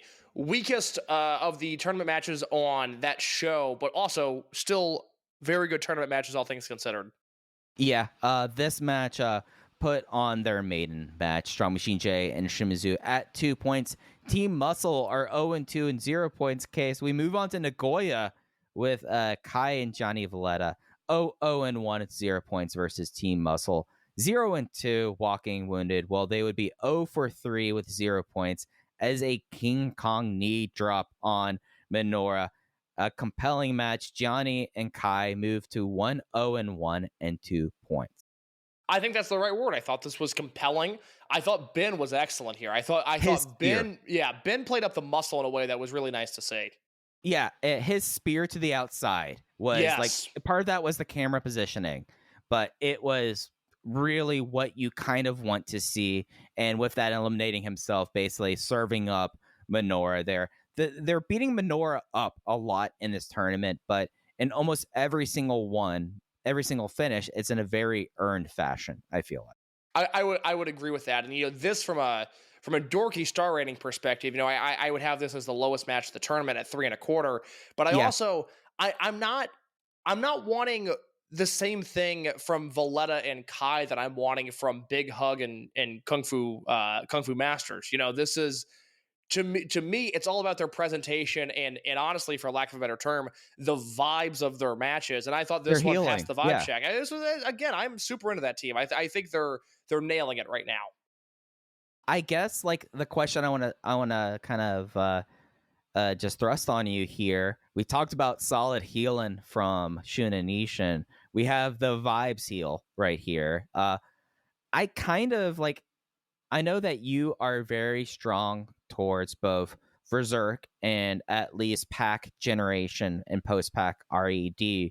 We have to kind of bring Z-Brats into this discussion, I feel like, at this point. Oh, Because 1,000,000%. I think historically this is an upper echelon heal unit. this is a heal unit that is doing this by doing heal things and doing interesting and different heal things. You have these two heal teams on different nights. You have one, Kai and Johnny, the Klaxons and just utter chaos leading towards Johnny getting the win. And whereas you have just like the perfect heal team where you have a guy that is now at a point of Teflon and Ishin where he can just get beat up after, getting the heat in. It's just been such a fun thing to see. And it's one of those things that in this tournament, seeing how Z-Brats, I'm still think that they need more members. That's not going to change. I feel like if you somehow get this unit upwards to a healthy 6 at all times, a lot of fun things get to happen here. And that's going to always be that asterisk to me. But I am well the problem is bored. that I think they'll be gone 6 months from now, or be the next evolution of them. That's for sure. well, I mean, look, I mean, they don't hit the highs that early Berserk hit, but they've maintained a much higher average than Berserk ever did, because the lows of Berserk, it's very hard to judge that unit just because there's such a drastic distinction from 2015 to 2017. But I think Z-Brats for 2 years have been consistently or better consistently than Berserk ever were. And, RED, I really grew to love. I'd really have to think about that. I'm not at a point yet, just because I don't think we're far enough removed for me to have great historical context for RED and what they represented. I love that unit, but I've been super pro Z-Brat since day one. I think they've nailed this unit from start to finish. Yeah, it's something where I feel like with RED, then you have to think about all the people that kind of shed, and you think about, oh yeah, we had Hulk, a lot of Hulk in RED at that point. Before we move on, and Kento, and credit to this unit, they very clearly were trying to tell a Kento Hyo story, and they never got to it, and they survived. Hyo had a very good 2022, he had a very good 2023, and so credit to them on being able to survive that audible. And then we had in the B block, Big Hug. They were at 1-1 at this match, 2 points versus Yamato and Susumu, 1-0 and 2 points. This was our first time limit draw of the tournament. I feel like that this was kind of getting a lot of the work and justification out of way with this time limit draw with this, but I really enjoyed it. I was 4 flat on this, and it is something where I have just Hyo at this point can't do any wrong. Cowardly booking. The only reason this didn't fly up the rankings of my notebook, I'm normally very pro time limit draw. I get it. I respect it. Doesn't bother me. God, did I want a clean finish in this match. It was so good. And even as I talk about it, I probably need to bump it up to 4 stars, but I just wanted a pinfall or submission so badly. It's something where, like, you have this issue in this match. Like, this is not a match where I think, like, when we get to the end of the tournament, we're going to be talking about this in our top 5 whatsoever. You have a problem now with Big Hug where Hyo, it's very hard to do babyface in peril of Hyo. He is just over at an extent where, like, he is doing the beatdown and it's something that's happening, and you have the strong hot tag, but at a certain point with him, he's just at a point where there was no moment where I thought Yamato was going to beat the guy.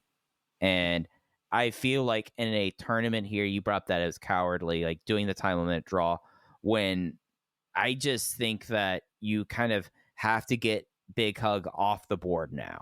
And you've done that now. And that kind of, it puts Yamato and Susumu in a position where they don't have a tie break here, but I feel like we look into April and maybe when you do the block decider match or doing like the 2 and 3 match that they end up being in the tie, because this is clearly going to be run back.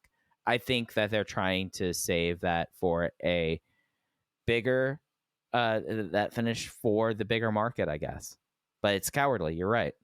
Hyo was brilliant down the finishing stretch. I mean, the comparisons of him being the modern day Yoshino, you certainly saw it in this finish. And for Yamato to counter a Samson driver with the Galleria, or not with the Galleria, but with the sleeper hold, and for that to play into the time limit draw, awesome stuff there. I'm making an executive decision. This is a 4-star match. I will be adding it to the spreadsheet. There we go. I mean, Hyo kept on eating go to hospital twos as like a part of this. That I just when you're doing like a weird quirk like that, you kind of have to go with it. You need to give it the little bumpski. Yeah, no, really, really good stuff from them. So that's 2 great matches from Big Hug in this tournament. Absolutely, and this puts them at 3 points. They are tied with Yamato and Susumu, but Yamato and Susumu have a match in hand and have not suffered a loss. They are at the top of the B block as of time of recording, and we stick with the B block for the main event of this Nagoya show. They're in Nagoya case, so we're going to have UT main event. He is teaming with KZ versus Ishin and Shun. It is a last gas passion getting the pin on Ishin to win. That moves up the Natural Vibes team to 2 points. Shun and Ishin are at 0, but really in the post match we have Shun drop kicking UT into Strong Machine J, complete pull apart. Natural Vibes have completely exploded, and they've done it in UT's hometowns of all places. Case. Great stuff from top to bottom here. I went 4 stars in the match. It was KZ and UT against Shun. That is a winning combination 100% of the time. Thought the closing angle was fantastic. Thought Ishin was great in this match. Another great Ishin match. 4 stars, baby. Put it on the board. Yeah, it is just really fun seeing how UT in his hometown just eats everything. Like, it was something where like Shun comes in the match and just cleans house, and Ishin really has become that guy at this point. 4 stars pretty easy for me as well. And a shocking finish. I did not see UT getting the win here. So, they get the hometown celebration, but then the post-match angle where you have more Natural Vibes issues, it takes them down to a crushing reality, which I think is the perfect way to present this. Right, yeah. And it puts the unit really at a kind of crossroads where you have this KZ and UT team, and UT has kind of been the spoke, kind of represented the counterpoint to Strong Machine J. But you also have the fact that UT dyeing his hair red kind of felt notable in this match, matching KZ. And it's going to be fascinating because I feel like that this has been a little bit of a topic. Do you see a world where this becomes a 6-way cage match, that this ends up being the match? Because it feels like it's too convenient. No, I feel the opposite where, if they do a cage match, great, I'll enjoy it. But I was thinking about vibes in relation to Z-Brats and how a lot of people are wondering if they'll do some sort of all-out war and maybe a unit disbands match in a cage. Natural Vibes, those are not the guys you want in a cage. You want the stakes of the unit to be decided in Cork and Hall, in multi-man matches, fast-paced stuff. I don't. That's not how the company works with disbands matches, too. Yeah. I don't see that. I don't know. I mean, maybe we'll see. Maybe Jason and Jacky take a really interesting turn, and then you have, let's go through this, right? So it's, you would have conflict with Jason and Jacky, and then conflict with Shimizu and Strong Machine J, and then conflict with KZ and UT, depending on how their tournament plays out. It's not impossible. I don't see it. I really think Vibes will look different 6 months from now, but I'm also a steadfast believer that vibes will be around 6 months from now. And it kind of goes back to the Fuda point I made, where Fuda stayed, and so to some degree there's familiarity there. And I still think even a year plus now removed from any sort of COVID restrictions in Japan, they're still very much in a rebuilding phase here. And you cannot underestimate to audiences the importance of familiarity and natural vibes existing, whether it's with these 6 guys or an entirely different group of guys with KZ. You cannot underestimate how important that is. And I think if they were going to book a unit disbands match tomorrow with them and Z-Brats, I would put the house on vibes. I think they would survive, and Z-Brats will go away, and the heels would transition to something else. So I don't see that cage match happening. Yeah, I kind of came to the same conclusion just for the fact that UT, even in his hometown, I don't think they're main eventing Dead or Alive with him. And I think that that's a solid enough reason, other than the fact that the company doesn't do cage match disbands matches. They keep it, as you're saying, at Korakuen or at Hakata Star Lanes, or just that in positions where like you're able to like better like monetize and use it, and it doesn't feel like a valid cage match to me. No, I mean, look, that's what, everybody should want. Either a 6-on-5 or a 6-on-6 of vibes, or if Z-Brats picks up another guy, you want that elimination match happening in Korakuen. I mean, that's immediate match of the year contendership just on paper. You don't get that in a cage match. You don't get that in Osaka number 1 or number 2. You want this story, again, partially because of Kamei to come full circle from the start of the podcast. You want that story taking place in Korakuen Hall. You want it wrapping up there. And you want it ideally with actually as few gimmicks as possible, just given the names in this match. Yamato's not there. Cyber Kong is not there. Dragon Kid is not there. Let these young guys fly around and let them have a classic Dragongate style multi-man match. Yeah, no, I think that's another good reason for that as well. Should we look at the standings before we close things out tonight? Yes, please do. All right, looking at the A block case, this is a real fascinating kind of layout, like thinking about a tournament that has set itself up like that. So I'm going to read off the point values that each team has. I'm not going to do it in any sort of ranking order, just the way it is on the Dragongate graphics. We have Gold Class Team Muscle, Kodama Nora Benkei sitting at 0-0-3.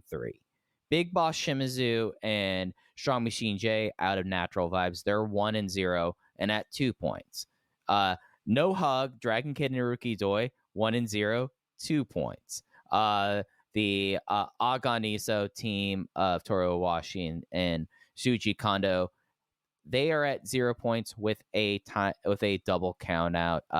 Z-Brats, Kai and Johnny Valletta, they're also at 2 points, but they have that double count out. The Tominaga and Sherry Joe team have not wrestled. They will wrestle on those things. So basically, Case, what we have in the A block is a 3-way tie, basically determined by if you have faced off against Team Muscle, you have 2 points. If you have not faced off against Team Muscle, you have 0 points in this block.